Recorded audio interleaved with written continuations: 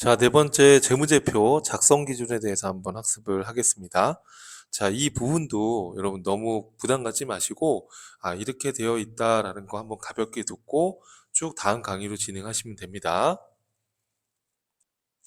자, 재무상태표를 작성할 때, 회계 기준에서 이렇게 작성하라라고 기준을 정해 놓은 거예요. 그 우리가 작성 기준이다라고 얘기를 하는데요. 우리가 재무상태표는 자산부채 자본을 나타낸 보고서잖아요. 그러면 재무상태표상의 자산하고 부채를 보고할 때는 총액을 기준으로 보고하는 거예요. 이걸 우리가 총액주의다라고 얘기를 하는 거예요.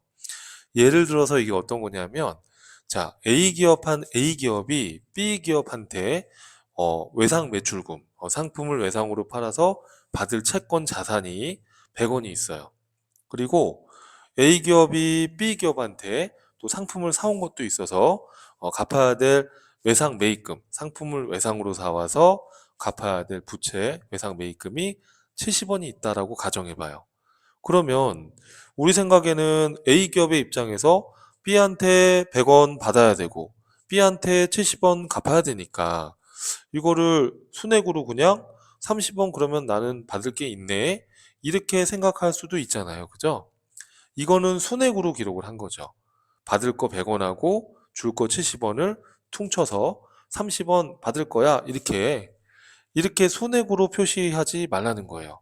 기본 원칙은 총액주의가 원칙이라는 거, 원칙은. 그럼 총액주의란 건 이렇게 받을 거 줄 거 서로 그리고 이렇게 퉁치지 말고 내가 받을 거 100원, 갚아야 될 거 70원 이렇게 총액으로 기록해 주라는 개념이에요.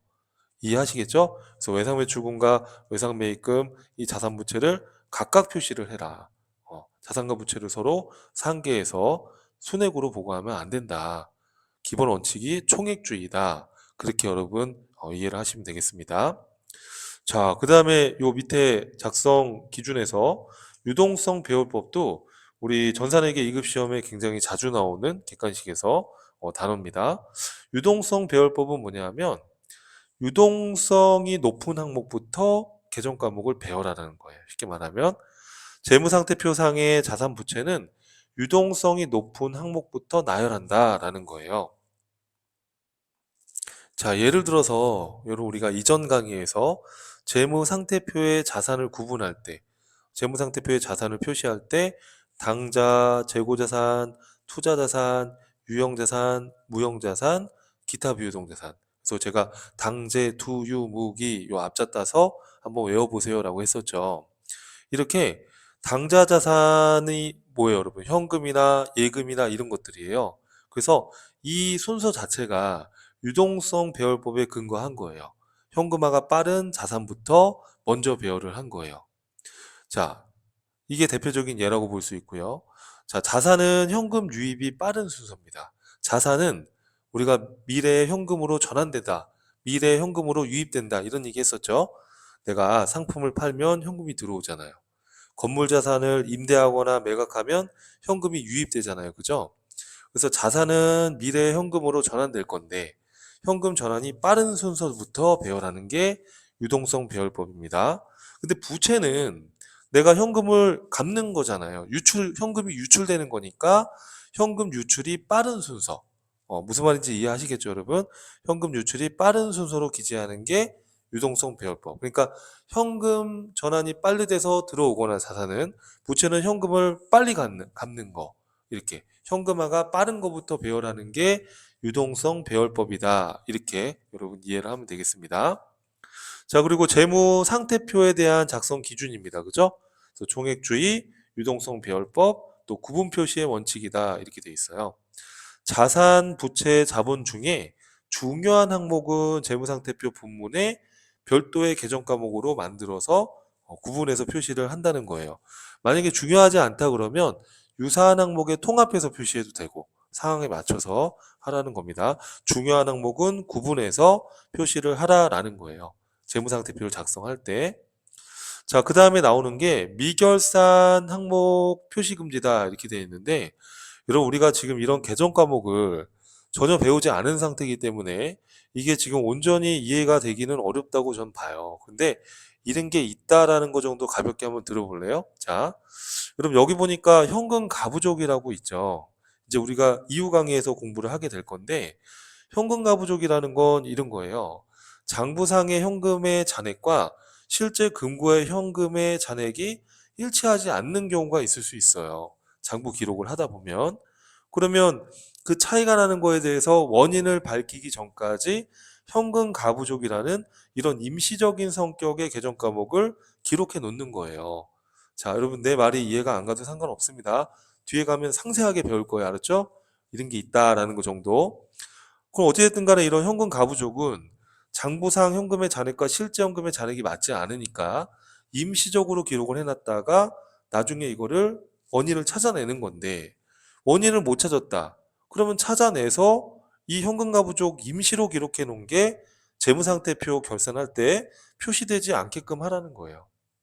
가지급금, 가수금 이것도 비슷한 사례예요. 가지급금, 가수금이라는 게 이 가라는 글자가 임시 가자예요. 임시. 그러니까 가지급금. 내가 돈을 지급을 했는데 아직 지급을 했는데 아직 확정이 안 된 거예요. 이게 어디에 쓰여질지, 얼마가 쓰여질지 돈이 지급은 됐는데 확정이 안 돼서 가지급금 이렇게 해놨다 이거예요. 가수금. 수금이라는 건 돈이 들어오는 거예요. 돈이 들어왔는데 이게 왜 들어왔는지 모르겠어요. 그래서 우선 가수금 이렇게 기록을 해놨대요.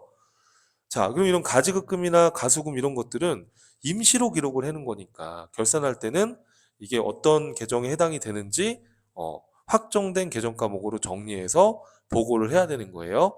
이렇게 임시적인 성격의 계정 과목들을 재무상태표에다가 표시해서 정부이용자한테 보고를 하게 되면 이게 정확히 뭔지 모르겠다라는 의미니까 이런 것들은 정부 이용자한테 확정된 계정으로 정리해서 재무 상태표를 공시하라 이런 얘기 보고해줘라 그런 얘기입니다. 이해하시겠죠 여러분? 그래서 이런 미확정된 계정 과목은 외부에 보고할 때 재무제표 그러니까 재무 상태표에 표시하면 안 된다 그렇게 이해를 하시면 되겠습니다. 이해하시겠죠 여러분? 자, 그래서 우리가 지금 재무 상태표에 대한 작성 기준에 대해서 회계 기준에서 얘기하고 있는 재무 상태표의 주요 작성 기준에 대해서 한번 봤고요. 손익계산서 작성할 때는 어떻게 할 거냐? 라는 겁니다. 자, 여러분 손익계산서를 작성할 때는 이런 것들을 지켰으면 좋겠다라는 건데 자산 부채와 동일하게 수익과 비용, 우리 손익계산서라는 건 수익과 비용에 대한 성과에 대한 정보를 알려주는 게 손익계산서잖아요. 그래서 수익과 비용을 기록을 할 때 총액으로 그러니까 수익과 비용을 보고를 할 때 총액으로 보고하는 것을 원칙으로 하세요. 원칙이니까 물론 예외도 있을 수는 있겠습니다만 총액으로 보고하는 걸 원칙으로 하세요. 선생님 이게 총액이라는 게 또 무슨 얘기입니까? 이렇게 여러분 또 궁금할 텐데 예를 들어서 우리가 상품 매출과 상품 매출 원가를 각각 보고하는 거 이것도 총액입니다.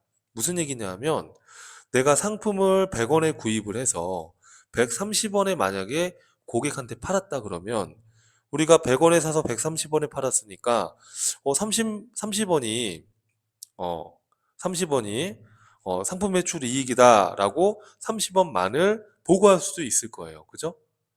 이거는 이 30원이라는 숫자는 130원에서 100원을 뺀 순수한 순이익이죠. 그죠? 그런데 우리가 또 이렇게 할 수도 있겠죠. 자, 130원을 전체 판매 수익으로 그리고 이 상품의 원가 100원을 상품 매출 원가 이렇게 수익과 비용을 총액으로 각각 보고할 수도 있을 거예요. 자, 총액으로 보고하라는 거예요. 원칙이.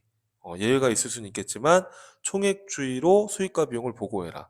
그러니까 여기 보시면 상기업의 입장에서 상품을 이걸 100원에 구입을 해서 100원의 상품을 구입을 해서 이거를 고객한테 이렇게 갖다가 주고요. 갖다가 주고 고객한테 130원의 대가를 이렇게 받았다라고 했을 때 30원을 수익이다 이렇게 하지 말고 130원은 이렇게 상품 매출 수익으로 이 100원 팔려나간 상품의 원가는 상품 매출 원가 비용 100원 그래서 상품 매출과 상품 매출 원가 이 수익과 비용을 총액으로 각각 보고해라. 그냥 30원만큼은 상품 매출 이익 이렇게 해서 손익계산서에 수익으로 보고하지 말아라. 이 얘기예요. 그래서 이렇게 손액으로 보고하지 말고 총액으로 해라. 이런 얘기예요. 이해하시겠죠? 그리고 여러분 딱 봐도 그냥 30원 이익이에요 이렇게 하는 것보다 100원에 사와서 130원에 팔았습니다. 이렇게 정보를 알려주는 것이 더 유용할 거 아닙니까? 그죠? 유용한 성과 보고가 되기 위해서 총액주의로 하라는 얘기예요. 자, 그래서 예외적으로 우리가 손해구로 보고하는 경우도 있을 수 있죠. 그렇죠?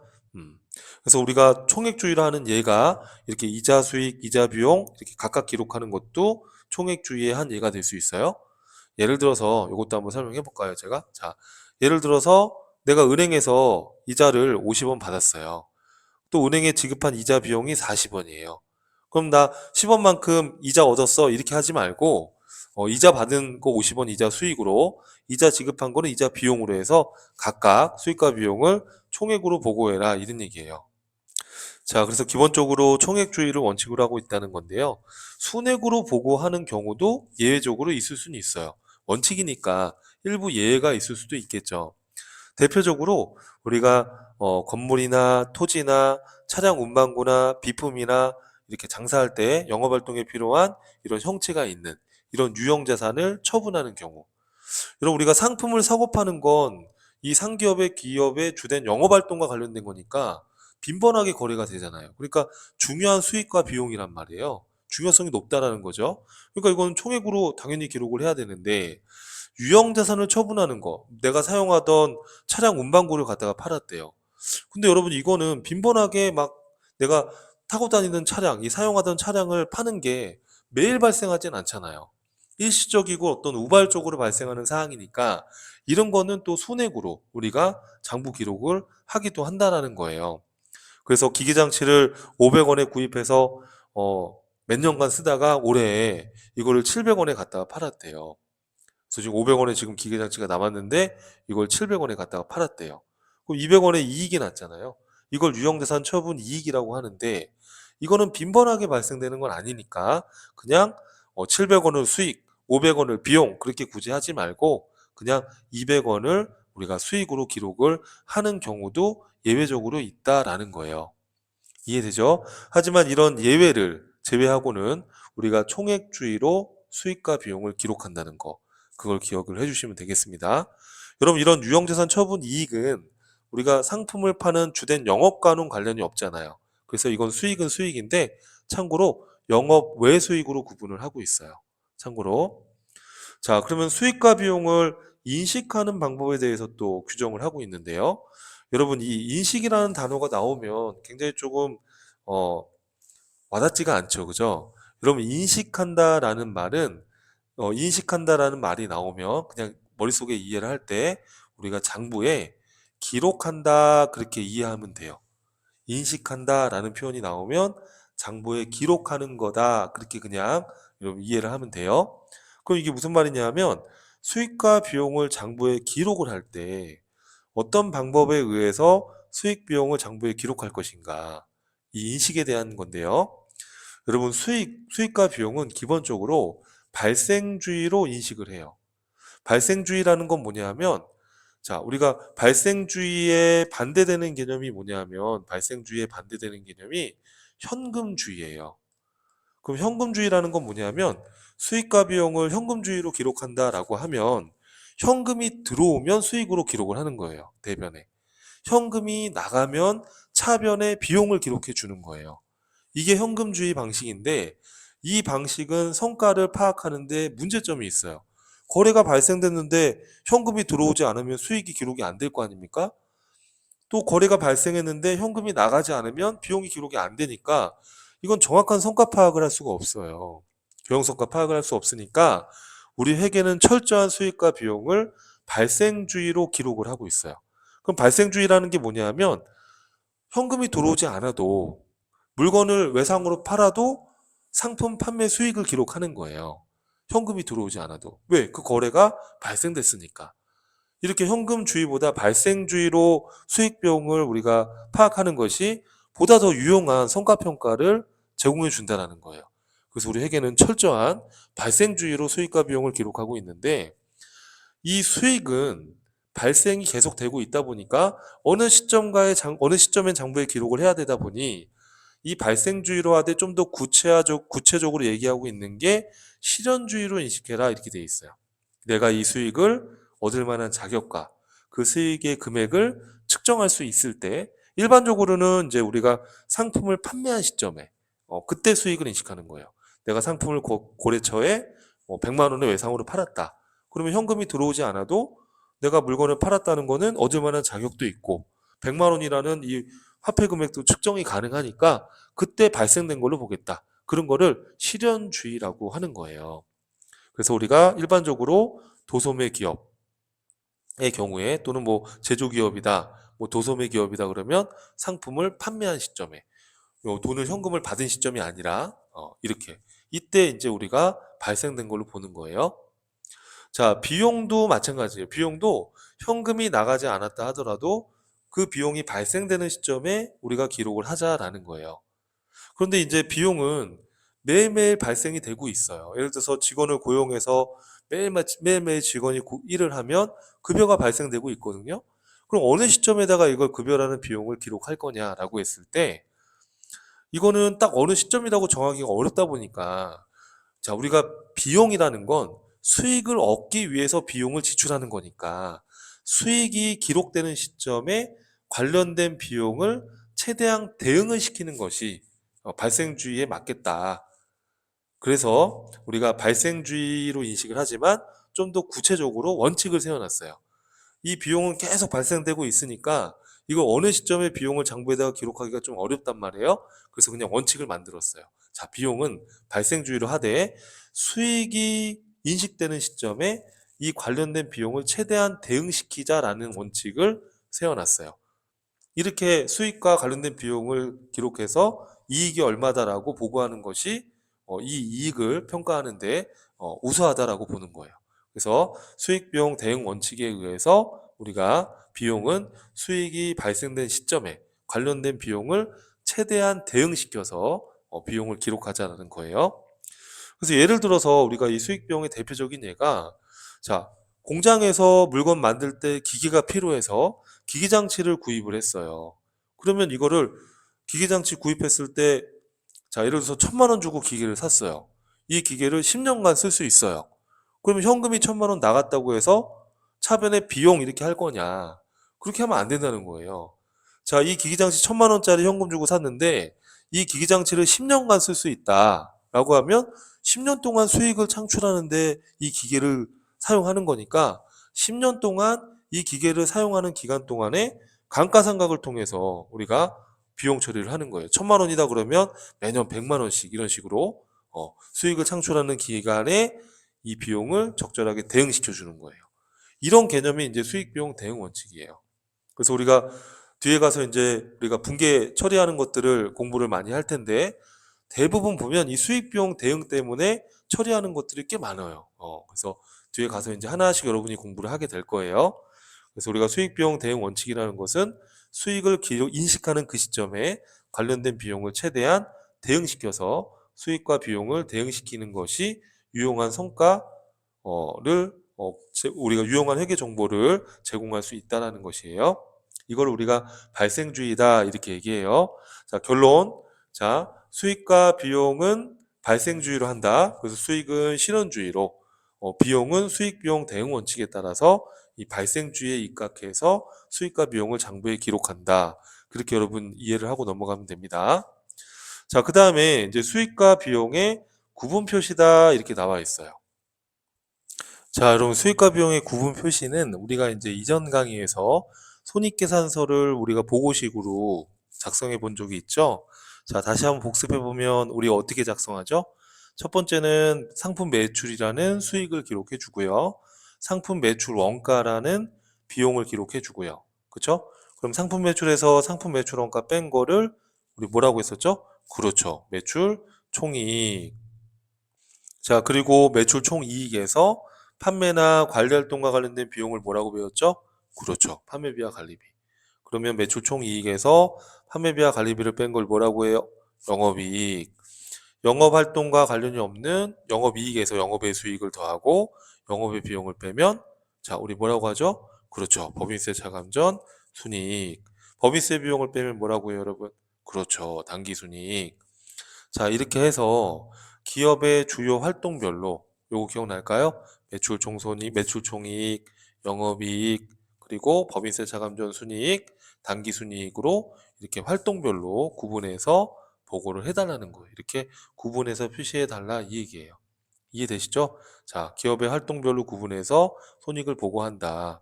그래서 손익계산서 구조에서 보았던 것처럼 매출 총손익. 여러분, 매출 총손익이라고 표현한 거는 매출 총이익이 날 수도 있지만 만약에 매출 원가 비용이 더 크면 매출 총손실이 날 수도 있어요. 그래서 요 매출 총이익, 매출 총손실 합쳐가지고 그냥 매출 총손익 이렇게 표현을 한 거예요. 이해되시죠? 또 영업손익 이렇게 영업이익. 자, 매출 총 이익에서 판매비와 관리비를 뺐는데 판매비와 관리비가 커서 매출 총 이익보다 판매비와 관리비가 커서 영업 손실이 날 수도 있어요. 그래서 영업 이익이나 영업 손실이 날 수도 있기 때문에 합쳐서 그냥 영업 손익 이렇게 표현한 거예요. 또 법인세 차감 전 순이익.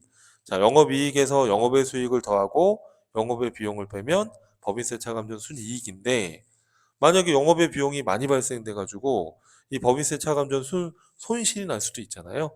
그래서 이걸 합쳐 가지고 법인세 차감전 순이익하고 법인세 차감전 순손실 합쳐 가지고 법인세 차감전 순손익 이렇게 표현한 겁니다. 자, 이 법인세 차감전 순이익에서 법인세 비용을 빼면 단기 순이익. 근데 만약에 법인세 비용이 크게 발생해서 단기 순손실이 날 수도 있잖아요. 비용이 커 가지고 단기 순손실이 날 수도 있죠.